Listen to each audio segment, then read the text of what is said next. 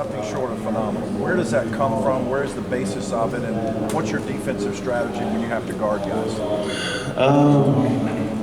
I think it's, I had confidence in my defense all year. And the coaches just started putting me on the guys that were, I guess, coming into the game extremely hot. And for me, I go into the game trying to be as focused as possible, knowing what they like to do, trying to make it as hard as possible on them to get touches. And, whenever they do get the ball, try to, just try to throw little things at them, not let them get comfortable. And, I think my length helps a lot as well. I mean, it always helps being 6'8", guarding a 2 or a 3 guy that usually aren't 6'8". And so, I think my length has helped me. So tomorrow we play against some really good guards, and we're all going to have to be locked in and, be ready to guard them as well. Second round. When you went through the NBA draft process last year, what did they tell you about your jump shot, the ways that you go about improving it? They didn't really tell me that, there wasn't really anything mechanically wrong with my shot. It just wasn't going in.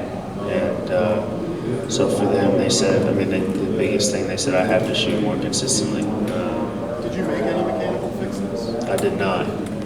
That's the funny thing is all the stories that came out was trying to figure out what happened to my shot. And it's really the same exact shot. It just is going in a little bit more. And so, it was a bunch of repetition. I could say my first 2 years, I don't know if I put in as much time as I did in the off season this past year. And, they always say it's muscle memory. But whenever you really do get that many repetitions up, I think that's really what it is. You were always known as kind of a mid-range guy throughout your career. Do you think that three-point shot has opened up the mid-range game for you? I think it is a little bit, because now I feel like they're trying to run me off the line a little more. And so then that's whenever I'm able to kind of get into the mid-range and, try to make a play. So I think always having kind of that dual threat of being able to shoot from the outside, but then also being able to make a play inside, I think that definitely helps. Right here. So on the back of your shoes, you I think one says Love God and the other says God's will. Can you talk about what went into writing that on your shoes? Something that everybody can see when you're playing. Why you chose those two phrases? For me, my faith is the biggest thing for me. Basketball will fail you. Everything else in life, in my opinion, will fail you. And so for me, those are just two statements that kind of help me remember why I'm here and why I have the abilities that I have and why I go out there every day and try to work as hard as I can. And honestly, the two sayings were just kind of random. But I say a prayer before every game, and it's always God's will. And so that's why I wrote it on my shoes, just to kind of remind me if I ever see it on my shoe throughout a game, just to remind me. And, it's something small. Honestly, I didn't do it for people to see. I didn't do it for, a story to be written about it. For me, it's just, that's something huge for me, and that's something that I need to be reminded of constantly. Justin, get back to the first day you walked on campus, where you are now. Just kind of summarize your journey with North Carolina, the university, and with basketball. It's been, we'll say off the basketball court. Academics was a struggle, getting used to it, and now I feel pretty comfortable in the classroom. Socially, I'm not a big social butterfly anyways, but I think I've gotten more comfortable being around people and talking to people. Basketball-wise, it's been an up and down kind of career until this year, and it's been a lot of fun. Even in those up and downs, I've had guys around me that have helped keep my mind off of that, and I can't, if I were to go back, I wouldn't change a single thing, because I'm blessed to be in this position, about to play in the second national championship, and it's been a journey, that's for sure.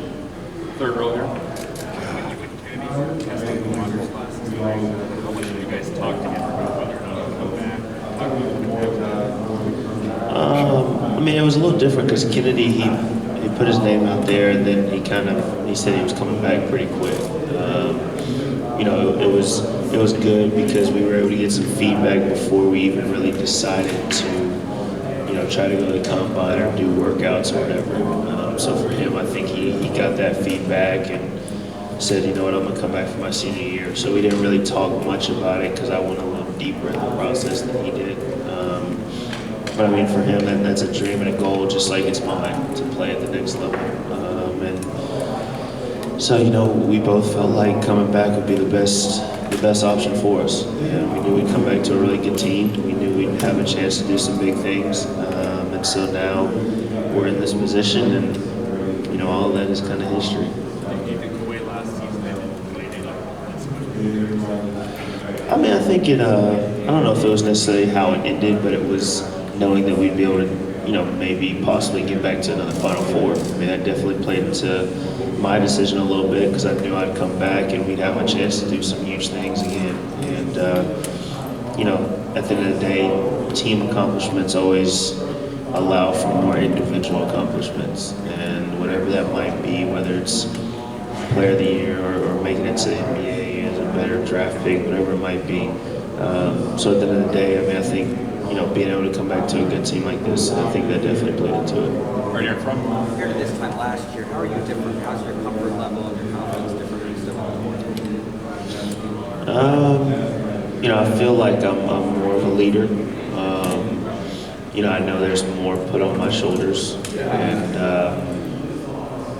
you know, I think that I take that extremely serious. And for us, I mean, we try to step out on the court and we try to just play how we know how we can play. You know, my first 2 years, whether it was intentional or, you know, whatever it might be, I just deferred a little bit more.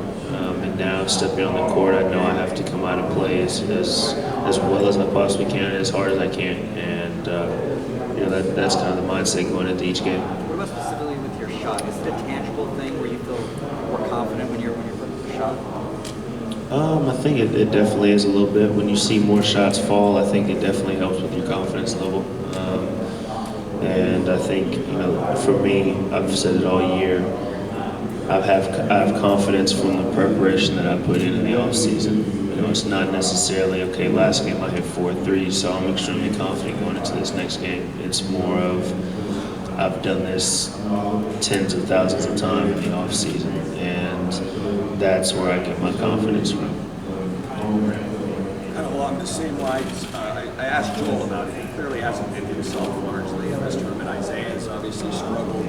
3 of the 5 games, I'm kind of wondering how you got away with this to get to this point. Do you have that same feeling in any way that, wow, I mean, we haven't even brought our best yet, and here we are playing on the Final Four? You know, honestly, that gives us a little more confidence. I mean, if you look at it, Isaiah went 1 for 12 yesterday. Joel went 2 for 14.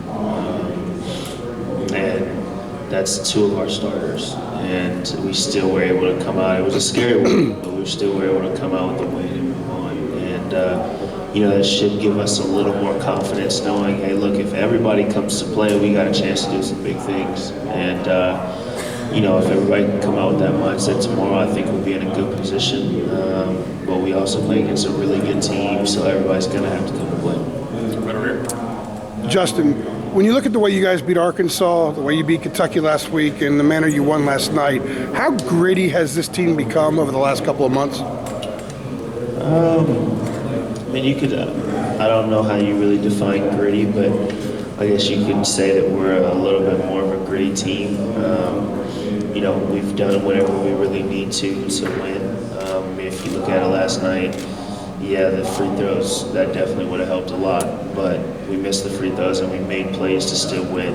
And, you know, so if you consider gritty as far as, you know, doing what we possibly, whatever it means to try to win, then yeah, I think we are a little more gritty than people have said or portrayed us as, or maybe even what we portrayed ourselves as early in the season. And I think that's, you know, that's a big reason of why we're here in this position now. Do you think you guys are a physically tough team now? Is that kind of something that you bring to the floor every night? I feel like you kind of have to be now. at this point, CB today, whenever we were going over scout a little bit, he said, I mean, there's not a tomorrow. After tomorrow's game, there's no, okay, we've got another chance, or we've got another practice to get, to fix some things. So at the end of the day, whatever it takes to try to win, that's what we got to do. And I think that's what we've been trying to do over these past couple games, and I think that's what we got to try to do tomorrow.